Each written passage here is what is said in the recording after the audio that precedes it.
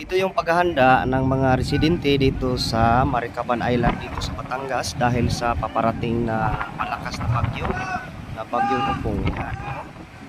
Oh, tulong-tulong sila sa pag-aangat ng bangka na yan. Yung bangka na lang yata ang hindi naangat.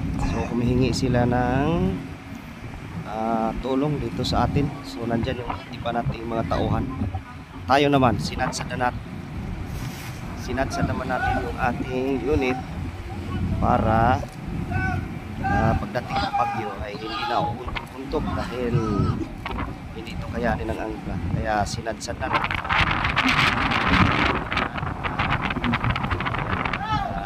Tumali tayo dun sa tabi sa mga puno, no? So, hindi naman yan mabuwal yung mga puno kasi walang movements yung ating unit. Walang movements.